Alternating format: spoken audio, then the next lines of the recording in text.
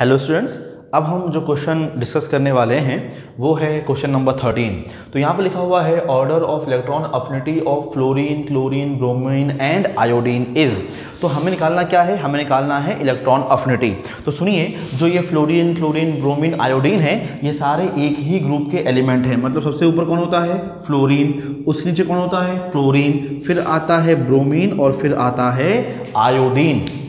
तो जब आप ऊपर से नीचे आएंगे तो आप ये पाएंगे कि ऊपर से नीचे आने पर साइज जो है वो इंक्रीज कर रहा है। आप खुद देखें, जब आप फ्लोरीन टू आयोडीन आएंगे तो क्या होगा? साइज इंक्रीज होगा। साइज इंक्रीज होने से टेंडेंसी टू गेन इलेक्ट्रॉन क्या करती है? डिक्रीज करती है। और tendency to gain electron decrease करने पर, इलेक्ट्रॉन ग्रहण करने की क्षमता कम होने पर इलेक्ट्रॉन अफिनिटी भी क्या हो जाएगी? डिक्रीज कर जाएगी, कम हो जाएगी। तो यहाँ पर हम लिखें अगर, तो सबसे ज़्यादा अफिनिटी फ्लोरीन की, उससे कम क्लोरीन की, उससे कम ब्रोमीन की और सबसे कम आयोडीन की होनी चाहिए। बट यहाँ पर एक एक्सेप्शन है कि क्लोरीन की इलेक्ट्रॉन अफिनिटी ज़्यादा होती है एज कंपेयर टू फ्लोरीन। मतलब फ्लोरीन की अफिनिटी क्लोरीन से भी क्या होगी? कम होगी। तो ये क्यों हुआ? तो ऐसा बोला गया, ऐसा बताया गया कि फ्लोरीन का साइज कम है तो उसका फर्स्ट शेल और सेकंड शेल काफ़ी पास होगा, न्यूक्लियस के पास होगा, जो आने वाले इलेक्ट्रॉन को रिपल करते हैं। इसलिए यहाँ पर इलेक्ट्रॉन को गेन करना थोड़ा सा डिफिकल्ट होता है। मतलब टेंडेंसी थोड़ी सी कम होगी और टेंडेंसी कम होने की वजह से अफिनिटी ऑफ फ्लोरीन कम हो जाएगी अफिनिटी ऑफ क्लोरीन से। तो याद रखना है कि यूजुअली होना ये चाहिए था कि ऊपर से नीचे आने पर अफिनिटी को डिक्रीज होना चाहिए था। मतलब फ्लोरीन की अफिनिटी मैक्सिमम होनी चाहिए थी, बट जो क्लोरीन है उसमें इलेक्ट्रॉन गेन करना आसान है एज कंपेयर टू फ्लोरीन, इसलिए क्लोरीन की अफिनिटी फ्लोरीन से भी ज़्यादा होती है। अब हम चेक करते हैं हमारा कौन सा ऑप्शन मैच कर रहा है। तो हमारा जो ऑप्शन मैच कर रहा है वो है ऑप्शन ए। तो इस क्वेश्चन का आंसर ऑप्शन ए होगा। अब हम बात करते हैं क्वेश्चन नंबर 14 की। तो इस क्वेश्चन को देखिए, क्वेश्चन क्या बोल रहा है? Which is the correct order of electronegativity. अब इस क्वेश्चन में जो टॉपिक है वो अलग है, वो पूछ रहा है इलेक्ट्रोनेगेटिविटी। मुझे उम्मीद है आप लोगों को जो ट्रेंड फॉर इलेक्ट्रोनेगेटिविटी है, चेंजेस कैसे आएंगे पीरियड के अलॉन्ग और डाउन द ग्रुप, आपको याद हो गया होगा।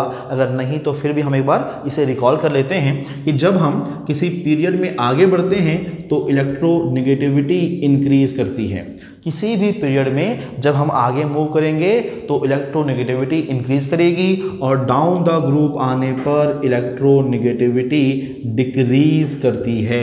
मैं फिर से बोलना चाहूँगा, किसी भी पीरियड में आगे बढ़ने से इलेक्ट्रोनेगेटिविटी इंक्रीज होती है और डाउन द ग्रुप आने पर इलेक्ट्रोनेगेटिविटी डिक्रीज होती है।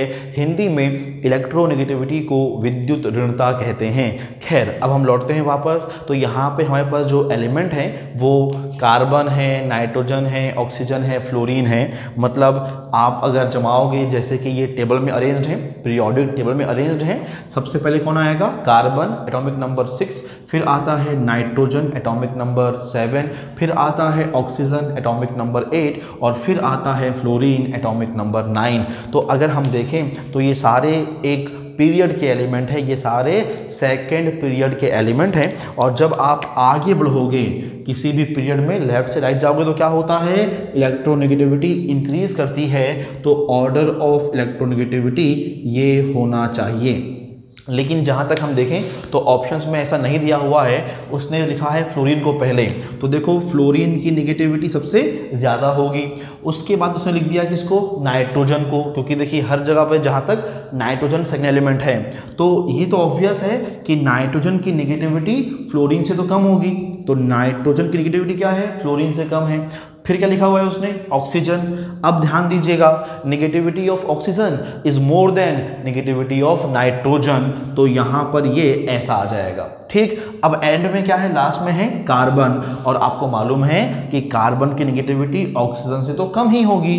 तो यहाँ पर ये साइन ऐसा आएगा।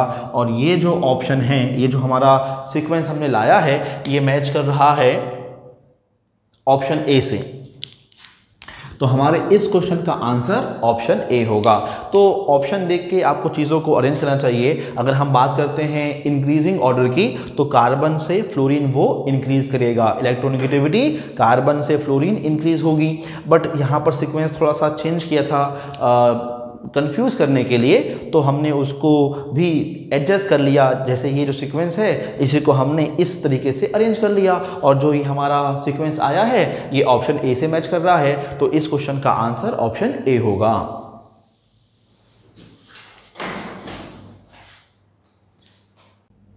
अब हम डिस्कस करते हैं क्वेश्चन नंबर 15 एंड 16। तो पहले हम क्वेश्चन नंबर 15 पढ़ लेते हैं। विच of the following have maximum electronegativity. तो यहाँ पे आपके पास 4 ऑप्शन हैं, 4 एलिमेंट है, एल्यूमिनियम, सल्फर, सिलिकॉन, फास्फोरस, और पूछता है इनमें से किसकी इलेक्ट्रोनेगेटिविटी मैक्सिमम होगी। तो मैं आपको बोलना चाहूँगा कि किसी भी पीरियड में आगे बढ़ने पर इलेक्ट्रोनेगेटिविटी इंक्रीज होगी और डाउन द ग्रुप जाने पर इलेक्ट्रोनेगेटिविटी डिक्रीज होती है। हमने टॉपिक जब पढ़ा था इलेक्ट्रोनेगेटिविटी, तो आपको वहाँ बताया गया था कि आपको किसी भी पीरियड में आगे बढ़ने पर इलेक्ट्रोनेगेटिविटी की वैल्यू बढ़ती हुई मिलेगी और डाउन द ग्रुप आने पर इलेक्ट्रोनेगेटिविटी कम होती जाएगी। तो अगर इस बिहाफ में हम इस क्वेश्चन को सॉल्व करना चाहें तो हमको इन सारे एलिमेंट्स को पहले वैसे जमाना होगा जैसे ये मॉडर्न पीरियोडिक टेबल में अरेंज्ड हैं। तो आप देखें, सबसे पहले आपके पास एल्यूमिनियम होगा, ग्रुप एलिमेंट का एल्यूमिनियम का जो एटॉमिक नंबर है वो होता है 13। इसके बाद आता है सिलिकॉन, एटॉमिक नंबर 14, फिर आता है फास्फोरस, एटॉमिक नंबर 15, और फिर आता है सल्फर, एटॉमिक नंबर 16। तो आप खुद देखें, option A aluminium, option B sulphur, option C silicon, option D phosphorus. तो आपको ये मालूम हुआ कि ये सारे एलिमेंट पीरियड नंबर 3 में मौजूद हैं। एल्यूमिनियम से पहले मैग्नीशियम और सोडियम भी आते हैं, बट उनको क्वेश्चन में नहीं लिया है तो हम उन पे बात नहीं करेंगे। तो ये एल्यूमिनियम 13 है, सिलिकॉन 14 है, फास्फोरस 15 है और सल्फर 16 है। और जैसा हमने पढ़ा कि किसी पीरियड में आगे बढ़ने पर क्या होगा, इलेक्ट्रोनेगेटिविटी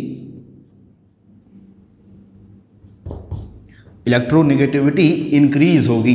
तो जब इलेक्ट्रोनेगेटिविटी इंक्रीज होगी तो जो सबसे लास्ट में है उसकी इलेक्ट्रोनेगेटिविटी मैक्सिमम होगी। मतलब इन चारों में सल्फर की इलेक्ट्रोनेगेटिविटी मैक्सिमम होगी। तो इस क्वेश्चन के लिए आंसर ऑप्शन बी होगा। अगर मान लीजिए आपसे पूछता कि किसकी इलेक्ट्रोनेगेटिविटी मिनिमम है तो हम बोलते एल्यूमिनियम की इलेक्ट्रोनेगेटिविटी इन चारों में सबसे कम है। अगर वो पूछता इंक्रीजिंग ऑर्डर तो हम एल्यूमिनियम टू सल्फर जाते। अगर वो पूछता डिक्रीजिंग ऑर्डर तो हम सल्फर टू एल्यूमिनियम आते डिक्रीजिंग वे में। तो यहाँ पर ऐसे क्वेश्चन आपसे पूछ सकता है, या तो पूछेगा मैक्सिमम वैल्यू, या पूछेगा मिनिमम, या पूछेगा इंक्रीजिंग या डिक्रीजिंग ऑर्डर। तो बड़ा ही आसान था, आपसे याद रखिएगा along the period electronegativity increase होती है और down the group electronegativity decrease होती है। अब हम डिस्कस करते हैं क्वेश्चन नंबर 16। तो यहाँ बोल रहा है which of the following halogen acid is least acidic. तो आपको नजर आ रहा होगा कि यहाँ पर HI, HCl, HF, HBr हैं, ये सारे हैलोजन एसिड्स हैं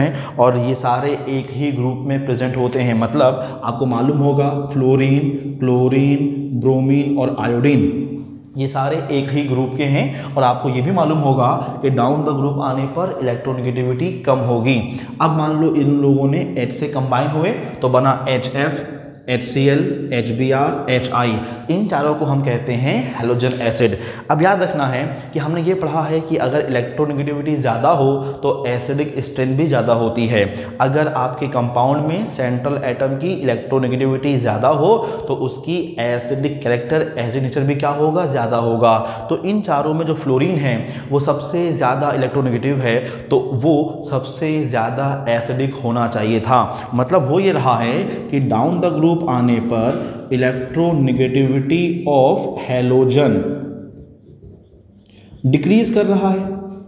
और चूंकि इलेक्ट्रोनेगेटिविटी डिक्रीज हो रही है तो एसिडिक नेचर भी डिक्रीज होना चाहिए, बट ऐसा नहीं होता। आप ध्यान दीजिए कि जब ऊपर से आप नीचे आओगे तो आप ये पाओगे कि फ्लोरीन, क्लोरीन, ब्रोमीन, आयोडीन नीचे आने पर आपके एटम्स का साइज बढ़ेगा, आपके हैलोजन्स का साइज बढ़ेगा। मतलब फ्लोरीन सबसे छोटा होगा और आयोडीन सबसे बड़ा होगा। तो फ्लोरीन में जो साइज छोटा है उसकी वजह से F और H के बीच का जो बॉन्ड होगा वो हाईली स्ट्रॉन्ग स्ट्रांग होगा, बहुत ज़्यादा स्ट्रांग होगा, जिसकी वजह से HF के लिए H को लूज करना डिफिकल्ट होगा। मतलब मैं ये बोलना चाह रहा हूं कि अगर मैंने HF लिया तो HF में हाइड्रोजन और फ्लोरीन के बीच जो बॉन्ड है वो बहुत ज़्यादा स्ट्रांग होगा because of small size of fluorine. अगर बॉन्ड बहुत स्ट्रांग है तो उसको ब्रेक करना बहुत डिफिकल्ट होगा। मतलब HF बहुत डिफिकल्टी से H+ लूज करेगा यदि करेगा तो। और अगर ये बहुत डिफिकल्टी से H+ लूज कर रहा है तो इसकी एसिडिटी भी क्या होगी, इसकी एसिडिटी भी सबसे कम होगी, इसका एसिडिक नेचर भी सबसे कम होगा। तो जब आप ऊपर से नीचे आते हो तो bond strength HF, HCl, HBr, HI atom और H के बीच जो बॉन्ड है उसकी स्ट्रेंथ कम होगी। बॉन्ड स्ट्रेंथ कम होने से बॉन्ड वीक होगा। अगर बॉन्ड वीक हो रहा है तो ब्रेक होना आसान होगा, H+ को लूज करना आसान होगा, इससे एसिडिक नेचर बढ़ेगा। याद रखना है कि वो सब्सटेंसेस जो H+ लूज करते हैं उनको हम एसिड कहते हैं, और जो सब्सटेंस जितनी जल्दी H+ देगा वो उतना ज़्यादा एसिडिक होगा। क्योंकि HI में H काफ़ी दूर है आयोडीन से, तो इसमें HI में H को लूज करना आसान होगा और ये सबसे जल्दी लूज करेगा, सबसे ज़्यादा एसिडिक होगा। HF में H F के बहुत नज़दीक है, बॉन्ड बहुत स्ट्रॉन्ग होगा तो H+ को लूज करना डिफिकल्ट होगा, सबसे ज़्यादा इन चारों में सबसे ज़्यादा डिफिकल्ट होगा। और चूंकि यहाँ पर H+ को लूज करना डिफिकल्ट है इसलिए उसकी एसिडिक नेचर भी सबसे कम होगी। तो इन चारों में सबसे कम एसिडिक आपका HF होता है, तो आंसर हमारा ऑप्शन C होगा। तो याद रखना है हाइड्रोजन एसिड में सबसे ज़्यादा एसिडिक HI होगा, सबसे कम एसिडिक HF होगा। अब हम रीड करते हैं क्वेश्चन नंबर 17 को। तो यहाँ पर देखिए क्वेश्चन में क्या लिखा हुआ है, which of the following represent the correct order of the increasing first ionisation enthalpy. मतलब जो एलिमेंट्स दिए हैं हमको उन्हें अरेंज करना है increasing order of first ionisation enthalpy में। तो सबसे पहले मैं आपको ये बोलना चाहूँगा कि इन एलिमेंट्स को अगर आपको सॉल्व करना है IE के लिए तो आप इनको पहले वैसे अरेंज कर लीजिए जैसे ये अरेंज्ड है पीरियोडिक टेबल में। तो देखिए यहाँ पे कैल्शियम है, बेरियम है, सल्फर, सेलेनियम और ऑर्गन है। तो आपको मालूम है सेकेंड ग्रुप में बेरिलियम, मैग्नीशियम, कैल्शियम, स्ट्रोंजियम, बेरियम होता है। फिर आप अगर आगे बढ़ेंगे तो जिस पीरियड में Be है उसी पीरियड में ऑक्सीजन है, मैग्नीशियम के पीरियड में सल्फर है, कैल्शियम के पीरियड में सेलेनियम है, और जो ऑर्गन है वो सल्फर के नेक्स्ट 2 में है। मतलब सल्फर है, उसके बाद क्लोरीन आता है और क्लोरीन के बाद ऑर्गन आता है। तो मैंने तो यहाँ पे सबको लिख दिया है, बट अब जिनका काम नहीं है मैं उनको इरेज कर दूंगा। जैसे नियॉन यहाँ पर नहीं है, क्रिप्टॉन नहीं है, ऑक्सीजन नहीं है, बेरिलियम, मैग्नीशियम और स्ट्रोंजियम नहीं है। तो अब देखिए हमारे पास ये 5 एलिमेंट हैं। कौन कौन सा? सल्फर, ऑर्गन, कैल्शियम, सेलेनियम और बेरियम। आपको याद रखना है कि किसी पीरियड में आगे बढ़ने पर IE इंक्रीज करती है और डाउन द ग्रुप आने पर IE डिक्रीज होती है। मतलब जब आप किसी पीरियड में आगे बढ़ेंगे तो आयनाइजेशन एनर्जी बढ़ेगी और डाउन द ग्रुप आने पर आयनाइजेशन एनर्जी भी कम हो जाएगी। ये ट्रेंड आपको याद रखना है ताकि आपसे क्वेश्चन बन सकें। अब सुनिए, तो आप अगर देखें तो सबसे नीचे जो होगा उसकी IE सबसे कम होगी, बट ऑब्वियस है नीचे आने पे क्या हो रहा है, IE डिक्रीज हो रही है, तो जो सबसे नीचे होगा उसकी IE सबसे कम होगी। अब इन सारे एलिमेंट्स में बेरियम सबसे नीचे है तो उसकी IE सबसे कम होगी। मतलब सबसे कम IE बेरियम की होगी। अब देखिए उससे ऊपर, बेरियम से ऊपर कैल्शियम और सेलेनियम है। अब दोनों एक ही पीरियड में हैं तो आप जानते हैं कि आगे बढ़ने पर क्या होगा, IE इंक्रीज होगा। मतलब कैल्शियम के आगे कौन है, सेलेनियम। सो सेलेनियम की IE कैल्शियम की IE से ज़्यादा होगी। तो आपको याद रखना है कि बेरियम के ऊपर कौन है, कैल्शियम और सेलेनियम, और इन दोनों में मतलब इन दोनों की IE बेरियम से ज़्यादा होगी। बट ऑब्वियस है जो ऊपर होगा उसकी IE ज़्यादा, जो नीचे होगा उसकी IE कम, बिकॉज ऊपर से नीचे आने पर IE डिक्रीज होती है। तो कैल्शियम और सेलेनियम दोनों की IE बेरियम से ज़्यादा होगी, बट कैल्शियम और सेलेनियम में जो आगे होगा उसकी IE ज़्यादा, बिकॉज आगे बढ़ने पर IE क्या होती है, इंक्रीज। सेम पीरियड में आगे बढ़ने पर IE इंक्रीज होती है, तो सेलेनियम की IE ज़्यादा और कैल्शियम की कम होगी। तो बेरियम से ज़्यादा कैल्शियम की IE और उससे भी ज़्यादा सेलेनियम की IE। अब जब हमने सेलेनियम तक डिस्कस कर लिया है तो उसके ऊपर जो पीरियड है उसमें सल्फर और आर्गन हैं। आप ध्यान से देखें, सबसे नीचे बेरियम था, उसके ऊपर कैल्शियम और सेलेनियम है, और उसके भी ऊपर कौन है, सल्फर और ऑर्गन। तो सल्फर और ऑर्गन की IE बाकी तीनों से भी ज़्यादा होगी। तो इन दोनों की IE क्या होगी, बाकी तीनों से ज़्यादा होगी, बट सल्फर और ऑर्गन में आगे कौन है, ऑर्गन। तो ऑर्गन की IE तो सल्फर से भी ज़्यादा होगी। जो आगे होगा उसकी IE ज़्यादा, जो पहले है पीछे है उसकी IE कम। तो यहाँ पर सल्फर की IE ऑर्गन से कम होगी, बट सल्फर की IE सेलेनियम से ज़्यादा होगी। तो ये होगा सल्फर और फिर आएगा ऑर्गन। तो याद रखेंगे ये आपका correct sequence for increasing order of IE है, और ये मैच कर रहा है ऑप्शन डी से। देखिए ऑप्शन डी में barium, calcium, selenium, sulphur, organ. तो आपका जो आंसर है वो ऑप्शन डी से मैच कर रहा है, इसलिए इस क्वेश्चन का आंसर ऑप्शन डी होगा।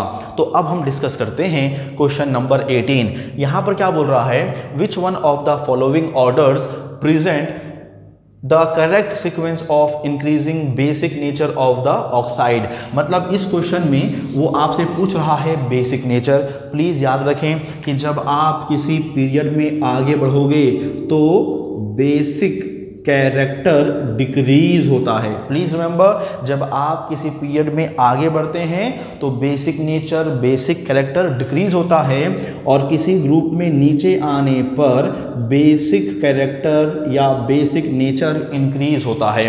तो अगर हम इन ऑक्साइड्स को सॉल्व करना चाहते हैं तो हमें इनके central elements aluminium, magnesium, sodium, potassium को अरेंज करना होगा वैसे जैसे ये अरेंज हैं पीरियोडिक टेबल में। तो देखिए सबसे पहले सोडियम आएगा, फिर सोडियम के बाद आता है मैग्नीशियम, फिर आता है एल्यूमिनियम, और इवन सोडियम के नीचे कौन आता है, पोटेशियम। तो आपको मालूम होगा कि जो सोडियम है एटॉमिक नंबर 11 है, मैग्नीशियम का 12 है, एल्यूमिनियम का 13 है, पोटेशियम का 19 है। जो ये तीनों हैं सोडियम, मैग्नीशियम और एल्यूमिनियम, ये पीरियड नंबर 3 के हैं, और जो पोटेशियम है वो पीरियड नंबर 4 का है। तो खैर अभी तो हमको एटॉमिक नंबर की आवश्यकता नहीं है, तो मैं इसे मिटा देता हूँ। अब बस सुनिए, तो आप जब ऊपर से नीचे आओगे तो क्या होगा, बेसिक नेचर इंक्रीज होगा। तो पोटेशियम इन तीनों से नीचे है, तो पोटेशियम के ऑक्साइड का बेसिक नेचर इन तीनों से ज़्यादा होगा। अब इन तीनों को देखते हैं, ये तीनों एक ही पीरियड में हैं, सोडियम, मैग्नीशियम, एल्यूमिनियम तीनों एक ही पीरियड में हैं, और किसी पीरियड में आगे बढ़ने पर बेसिक नेचर डिक्रीज करता है। मतलब सोडियम के ऑक्साइड का बेसिक नेचर ज़्यादा होगा मैग्नीशियम के ऑक्साइड के बेसिक नेचर से, और MgO ऑक्साइड ऑफ मैग्नीशियम का बेसिक नेचर इवन मोर होगा एल्यूमिनियम के ऑक्साइड के बेसिक नेचर से। क्यों? क्योंकि आगे बढ़ने पर बेसिक नेचर डिक्रीज करता है। तो सबसे इन तीनों में सबसे कम बेसिक नेचर एल्यूमिनियम के ऑक्साइड का होगा, और इन तीनों में सबसे ज़्यादा बेसिक नेचर सोडियम के ऑक्साइड का होगा। तो अगर मैं लिखना चाहूँ तो सबसे कम इन चारों में सबसे कम बेसिक कौन होगा, एल्यूमिनियम का ऑक्साइड, मतलब Al2O3। उससे ज़्यादा कौन होगा, मैग्नीशियम का ऑक्साइड MgO, और उससे ज़्यादा बेसिक कौन सा होगा, सोडियम का ऑक्साइड, मतलब Na2O। ऐसा क्यों हुआ? क्योंकि आगे बढ़ने पर बेसिक नेचर कम होता है। तो इसका सबसे कम, इसका ज़्यादा, सोडियम का और ज़्यादा, इन तीनों में ये सीक्वेंस आएगा। अब चूंकि पोटेशियम तीनों के नीचे है, इन लोग किस में है, सोडियम, मैग्नीशियम, एल्यूमिनियम किस में है, 3rd पीरियड में, पोटेशियम किस में है, 4th पीरियड में। तो ऑब्वियस है डाउन द ग्रुप क्या होता है, बेसिक नेचर इंक्रीज होता है। तो जब आप नीचे आओगे तो पोटेशियम का भी बेसिक नेचर ज़्यादा होगा इन तीनों के बेसिक नेचर से। तो अब क्या आएगा, सबसे ज़्यादा बेसिक होगा पोटेशियम का ऑक्साइड जो होगा K2O। तो ये होगा correct sequence for increasing order of basic nature. अब हम देखते हैं किससे मैच कर रहा है। तो हमारा ये जो आंसर है, सीक्वेंस जो हम लाए हैं, ये मैच कर रहा है ऑप्शन ए से। तो हमारा आंसर क्या होगा? हमारा आंसर ऑप्शन ए होगा। क्वेश्चन नंबर 18 का आंसर ऑप्शन नंबर ए होगा। अब हम पढ़ते हैं क्वेश्चन नंबर 19। तो प्लीज़ देखें क्या लिखा हुआ है। For elements magnesium, phosphorus, chlorine and calcium the correct order of their atomic radius is. मतलब इस क्वेश्चन में इन 4 एलिमेंट्स के लिए एटॉमिक रेडियस का सीक्वेंस पूछ रहा है। आपको याद रखना है कि किसी भी पीरियड में आगे बढ़ने पर एटॉमिक रेडियस डिक्रीज होती है और डाउन द ग्रुप आने पर एटॉमिक रेडियस इंक्रीज होती है। ये ट्रेंड आपको याद रखना है कि आगे बढ़ने पर रेडियस कम होगी, नीचे आने पर रेडियस बढ़ेगी। तो इससे पहले कि हम आंसर लेके आएँ, सीक्वेंस लेके आएँ, आप इन एलिमेंट्स को अरेंज करिए वैसे जैसे ये पीरियोडिक टेबल में अरेंज्ड हैं। तो आपको ये पता होगा कि इनमें से सबसे पहले मैग्नीशियम आएगा, एटॉमिक नंबर इसका 12 होता है। उसके बाद आएगा फास्फोरस, एटॉमिक नंबर इसका 15 होता है। फिर आएगा क्लोरीन, एटॉमिक नंबर जिसका 17 होता है।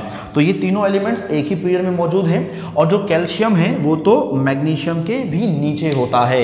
Magnesium, phosphorus, chlorine period number 3 में होंगे और कैल्शियम जो होगा वो पीरियड नंबर 4 में प्रेजेंट होगा। अब सुनिए, आपको याद है कि नीचे आने पे क्या होगा? एटॉमिक रेडियस बढ़ेगा। चूंकि कैल्शियम इन तीनों के नीचे है, मतलब कैल्शियम का रेडियस इन तीनों से ज़्यादा होगा। अब मैग्नीशियम, फास्फोरस, क्लोरीन एक ही पीरियड के हैं। आगे बढ़ने पे क्या होगा? आगे बढ़ने पर रेडियस डिक्रीज होती है, मतलब क्लोरीन की कम होगी, फास्फोरस की ज़्यादा और मैग्नीशियम की सबसे ज़्यादा होगी। क्योंकि आगे बढ़ने पर क्या हो रहा है? इन तीनों में एटॉमिक रेडियस कम हो रही है। इसकी ज़्यादा कुछ कम हुई और इसकी इन तीनों में सबसे कम होगी। तो अगर हम चारों को देखें तो सबसे कम रेडियस क्लोरीन की होगी, उससे ज़्यादा फास्फोरस की, उससे ज़्यादा मैग्नीशियम की, और चूंकि कैल्शियम इन तीनों के भी नीचे है तो कैल्शियम की रेडियस इन तीनों से भी ज़्यादा होगी। तो कैल्शियम की रेडियस होगी मैक्सिमम, और ये होगा correct sequence for increasing order of atomic radius. और ये जो हमारा सीक्वेंस हम लाए हैं ये मैच कर रहा है ऑप्शन ए से। तो इस क्वेश्चन का आंसर ऑप्शन ए होगा। ओके, अब हम बात करते हैं क्वेश्चन नंबर 20 की। प्लीज एक बार रीड कर लेते हैं। The correct order of decreasing second ionisation enthalpy of titanium, vanadium, chromium and manganese is. अब देखिए, इस क्वेश्चन में अलग बात यह है कि यहाँ पर वो फर्स्ट आयनाइजेशन एंथैल्पी नहीं पूछ रहा है, बल्कि वो सेकेंड आयनाइजेशन एंथैल्पी पूछ रहा है। तो हम कैसे करेंगे? सबसे पहले हम इन एलिमेंट्स को, टाइटेनियम, वेनेडियम, क्रोमियम, मैंगनीज को अरेंज करते हैं उस ऑर्डर में जिस ऑर्डर में ये पीरियोडिक टेबल में मौजूद हैं, प्रेजेंट हैं। टाइटेनियम का एटॉमिक नंबर होता है 22, 23, 24, 25। Atomic number 22, 23, 24, 25। तो इनके लिए जो इलेक्ट्रॉनिक कॉन्फ़िगरेशन है, इलेक्ट्रॉनिक विन्यास है, वो यहाँ पर लिखा हुआ है। ध्यान दीजिए, 3d2 4s2, 3d3 4s2, 3d5 4s1, 3d5 4s2। आपको पढ़ाया गया था कि क्रोमियम का जो सीक्वेंस है वो एक्सेप्शन है, क्योंकि यहाँ पर एक इलेक्ट्रॉन यहाँ जम कर गया। अगर हम रूल्स को फॉलो करें तो 3d में 4 और 4s2 में 2 इलेक्ट्रॉन आने चाहिए थे, लेकिन एक इलेक्ट्रॉन यहाँ आने से स्टेबिलिटी बढ़ जाती है, इसलिए 4s से एक इलेक्ट्रॉन 3d में जम कर जाता है, जिससे कॉन्फ़िगरेशन 3d5 4s1 बन जाता है। ये एक्सेप्शन है। ओके, अब सुनिए, यहाँ पर उसने पूछा है सेकेंड IE। तो हम एक काम करते हैं, हम सारे एलिमेंट से एक एक इलेक्ट्रॉन निकाल लेते हैं। जब हम निकालते हैं किसी भी एटम के आउटर मोस्ट शेल से एक इलेक्ट्रॉन, तो उस एनर्जी रिक्वायर्ड जो होती है उसे हम कहते हैं फर्स्ट आयनाइजेशन एनर्जी। तो हमने जब एक एक इलेक्ट्रॉन निकाल लिया होगा तो ये जो टाइटेनियम है ये Ti+, vanadium V+, chromium Cr+, Mn बन चुका होगा। इलेक्ट्रॉन जब भी रिमूव होगा वो रिमूव होगा आउटर मोस्ट शेल से, मतलब 4s से 2 थे, 1 बच गया, 2 थे, 1 बच गया, 4s में 1 था और वो भी क्या हुआ? निकल गया, तो 4s में 0 आ गए। या हम कह सकते हैं कि 4s सबशेल ही गायब हो गया या फिर वो वैकेंट हो गया, ये कह लीजिए। पहले 4s में इलेक्ट्रॉन था, जब एक इलेक्ट्रॉन हम लूज करेंगे तो 4s में क्या हो गया 0, मतलब 4s जो सबशेल है वो वैकेंट हो गया। तो अगर हम उसको ना लिखें तो भी चल जाएगा। जो Mn था वो 4s2 था, अब 4s1 बन गया। अब हमें निकालना है ऑर्डर फॉर सेकेंड IE, तो उसके लिए हमें इसे देखना पड़ेगा। अगर हमें बोलता फर्स्ट IE तो हम इसे देखते, वो पूछ रहा है सेकेंड IE तो हम इस कॉन्फ़िगरेशन को देखेंगे। आपको पता है कि आगे बढ़ने पर IE इंक्रीज होता है, तो सबसे कम IE, वैसे ये ऑर्डर डिक्रीजिंग है तो मैं लिखता हूँ सबसे ज़्यादा। आगे बढ़ने पे क्या होता है, IE इंक्रीज करता है, तो सबसे ज़्यादा IE Mn का होना चाहिए। सेकेंड IE सबसे ज़्यादा Mn का होगा, उससे कम Cr, उससे कम V और उससे भी कम Ti। फिर से बोलूँगा, आगे बढ़ने पर IE क्या होता है, इंक्रीज, तो सबसे कम, उससे ज़्यादा और ज़्यादा, सबसे ज़्यादा। तो सबसे ज़्यादा IE किसका होना चाहिए था, Mn का। तो Mn का maximum, then chromium, then vanadium, then titanium, ऐसा आना चाहिए। किंतु एक बात ध्यान दीजिए कि जो आपका क्रोमियम है ये आगे है Ti और वेनेडियम से, तो क्रोमियम की IE टाइटेनियम और वेनेडियम से तो ज़्यादा ही होगी। फिर से बोलूँगा, क्रोमियम क्योंकि आगे है, बाद में आ रहा है टाइटेनियम और वेनेडियम से, तो क्रोमियम के लिए आयनाइजेशन एनर्जी चाहे फर्स्ट चाहे सेकेंड वो क्या होगी, Ti और V से तो ज़्यादा ही होगी, इसलिए क्रोमियम V और Ti से पहले आएगा। अब हम कंपेयर करते हैं क्रोमियम और मैंगनीज में, तो क्रोमियम में इलेक्ट्रॉन रिमूव होगा, सेकेंड बार इलेक्ट्रॉन रिमूव होगा 3D सबशेल से, जो कि हाफ फिल्ड है और हाईली स्टेबल है, लेकिन इसमें इलेक्ट्रॉन रिमूव होगा 4s से। हम पहले बात कर चुके हैं कि ये जो D है ये हाफ फिल्ड है, तो ये मोर स्टेबल होगा। मतलब क्रोमियम में आपके सेकंड इलेक्ट्रॉन को निकालना है कहाँ से, 3D से, जो काफ़ी डिफिकल्ट है, इवन डिफिकल्ट देन मैंगनीज है। तो यहाँ पर ये होगा कि चूंकि क्रोमियम में इलेक्ट्रॉन सेकंड बार जो रिमूव हो रहा है वो रिमूव हो रहा है 3D सबशेल से, जो कि हाफ फिल्ड है, तो इसकी IE एबनॉर्मली हाई होगी, इवन ये ज़्यादा हो जाएगी Mn से। तो आपका क्रोमियम की सेकेंड IE Mn से भी क्या होगी, ज़्यादा होगी। तो ये जो सीक्वेंस होगा अब जो लिखा हुआ है वो ज़्यादा सही है, और ये जो हमारा सीक्वेंस आया है ये मैच कर रहा है ऑप्शन C से। तो क्वेश्चन नंबर 20 का आंसर ऑप्शन C होगा। ठीक, एक बार और बोलता हूँ कि इन दोनों से ज़्यादा तो ऑब्वियस है क्योंकि क्रोमियम आगे है, लेकिन Mn में इलेक्ट्रॉन रिमूव होगा 4s से, Cr में रिमूव होगा 3D से।